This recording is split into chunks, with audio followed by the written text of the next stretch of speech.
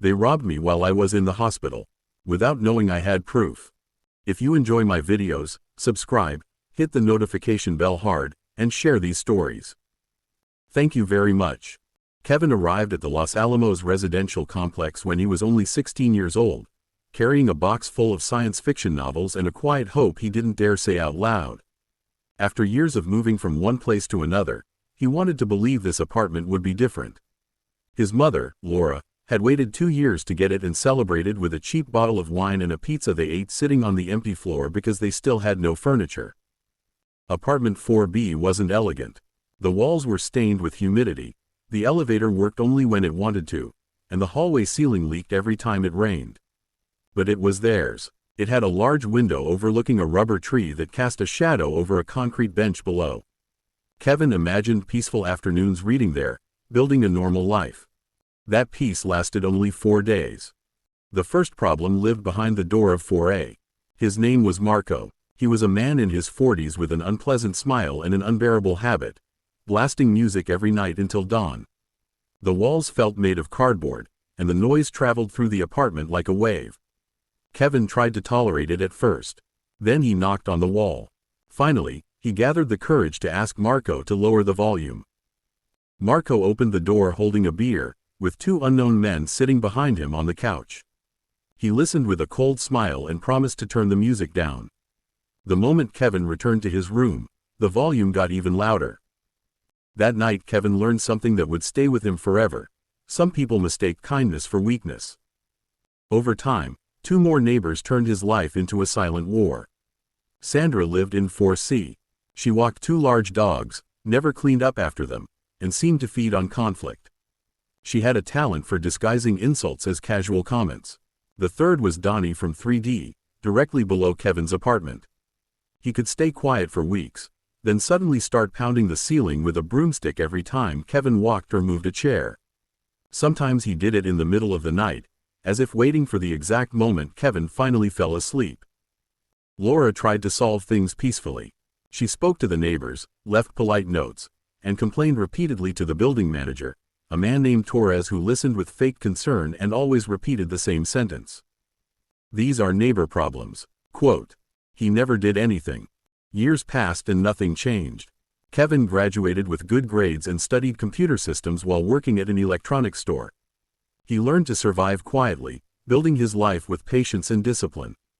When he turned 19, Laura moved away to live with her sister, but Kevin stayed in 4B. Many people didn't understand why. For Kevin, the answer was simple. It was his home. But the neighbors seemed determined to destroy that feeling. Marco began blocking Kevin's car in the parking lot.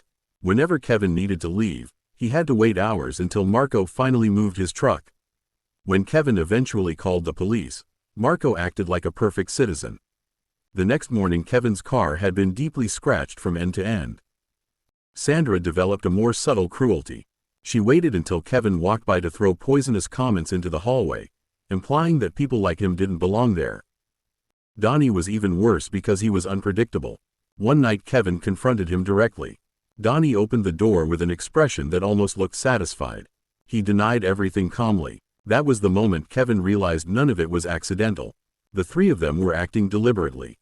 Instead of exploding, Kevin prepared himself. He bought a notebook and started documenting everything. Dates, hours, descriptions, photos, recordings, every detail he could gather. Later he created digital folders filled with evidence. He didn't fully know why yet, but something inside him understood he would need proof one day. At 23, Kevin met Mia at the electronics store. She came in to replace a broken charger, and they ended up talking for 40 minutes about 90s movies. The connection was immediate. Mia soon learned about the building and asked him why he didn't move away. Kevin answered simply, "Because it's my home, and I didn't do anything wrong." Quote. She understood. Little by little she began spending more time in the apartment. First a toothbrush, then clothes, then a small aloe plant by the window. Without either of them realizing it, apartment 4B stopped being only Kevin's refuge and became their home together. That triggered new reactions. Marco started making uncomfortable comments whenever he saw Mia. Sandra hinted at ugly rumors about Kevin. Donnie increased the pounding on the ceiling every time Mia stayed overnight, as if he somehow always knew. The tension kept tightening like a rope stretched too far. Then came that October night. Kevin had been working double shifts for weeks, barely sleeping and constantly stressed. They were watching a movie when Mia noticed something strange. Kevin had gone silent in a different way.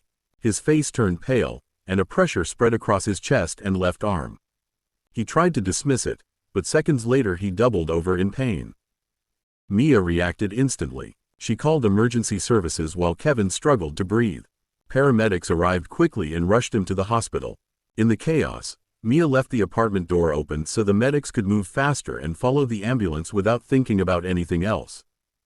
That open door changed everything. Hours later, while Kevin was stable under observation, Mia suddenly remembered the apartment. She called Rosa, an elderly woman from 4D who had always treated Kevin kindly, and asked her to close the door. Rosa went immediately. Minutes later she called back, her voice shaken with horror. The apartment had been destroyed. The television, laptop, cash, and valuables were gone. Drawers had been dumped onto the floor. The bathroom mirror was shattered. Mia's aloe plant had been ripped apart and thrown aside. It didn't look like a random burglary. It looked personal. Then Rosa revealed something even worse. When she arrived, she heard voices inside the apartment and saw Donnie running down the hallway. Mia felt an icy rage settle inside her. She didn't tell Kevin immediately. She waited until he recovered physically, but in her mind she made a decision. This time they would not escape consequences. The police opened an investigation, and once Kevin returned home, he showed them the folders he had been building for 8 years. Thousands of small details that once seemed paranoid suddenly became powerful evidence. Mia contacted a lawyer named Lucas, who immediately understood the scale of the situation. This wasn't just theft. It was nearly a decade of systematic harassment. Rosa became a key witness. She had also kept her own notes over the years, documenting incidents she witnessed in the building. The building manager, Torres, initially claimed the security system failed that night. Lucas calmly explained the legal consequences of obstructing a criminal investigation. Miraculously, a backup recording appeared. The footage was devastating. It showed 3 people entering and leaving apartment 4B carrying stolen items. One was clearly Donnie. Another matched Marco's build. The third appeared alongside 2 dogs identical to Sandra's. The medical report strengthened the case even further. The doctor concluded that years of chronic stress had significantly contributed to Kevin's dangerous heart arrhythmia. When the 3 neighbors were questioned, their confidence began to crack. Marco lost much of his arrogance after seeing the footage. Sandra pretended ignorance. Donnie stayed silent until requesting a lawyer. The trial began 4 months later. It wasn't fast or dramatic like television. It was slow, exhausting, and emotionally brutal. Kevin walked into the courtroom carrying the same folder under his arm. 8 years summarized in documents, photos, and recordings. Rosa testified with incredible strength. She described years of abuse she had witnessed. When one attorney tried to discredit her because of her age, she answered with such sharp clarity that even the judge struggled not to smile. Then came the camera footage, the medical reports, and Kevin's records. Everything fit together like pieces of a dark puzzle. When Kevin finally took the stand, he spoke calmly for nearly 2 hours. He didn't need drama. The facts were powerful enough on their own. Then one defense attorney asked why he had waited 8 years to take legal action. Kevin paused for a moment before answering. Because I hoped they would stop. And because knowing something is happening is very different from being able to prove it. Quote. The courtroom fell silent. Weeks later, on a rainy morning, the verdict finally arrived. All 3 were found guilty. Marco and Donnie received prison sentences for aggravated theft and destruction of property. Sandra was also convicted for her role in the crime. In addition, all 3 were ordered to pay financial damages and compensation for years of sustained harassment. Kevin didn't celebrate. He simply took a deep breath when the judge finished reading the sentence. Mia hugged him while rain continued falling outside the courthouse.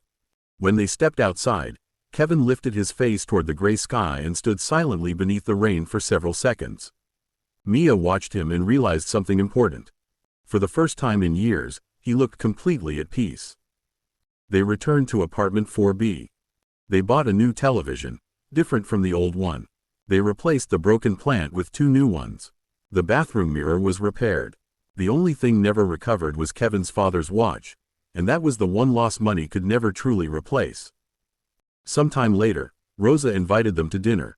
While serving soup inside her small apartment filled with plants, she said something Kevin would never forget. The good thing about truly living somewhere is that eventually it becomes yours, even if other people try to take that away from you. Quote, "That night Kevin walked back through a hallway that no longer felt hostile. He took out his keys, opened the door to 4B, and entered with Mia beside him. Then he closed the door behind them with that small, final sound doors make when someone, after years of fighting, finally comes home." Moral: people may ignore abuse for years, but truth, patience, and evidence eventually speak louder than fear. The journey doesn't end here. If you want to keep discovering more stories and surprises, subscribe to the channel and turn on the notification bell. I promise what's coming next will be even more exciting. See you in the next chapter.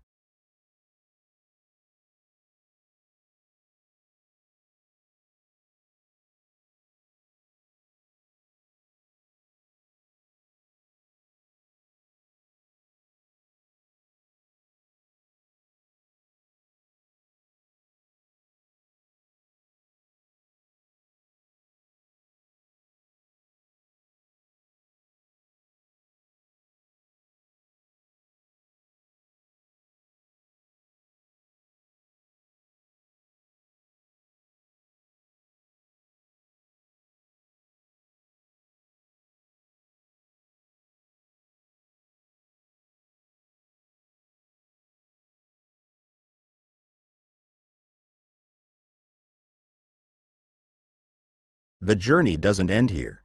If you want to keep discovering more stories and surprises, subscribe to the channel and turn on the notification bell.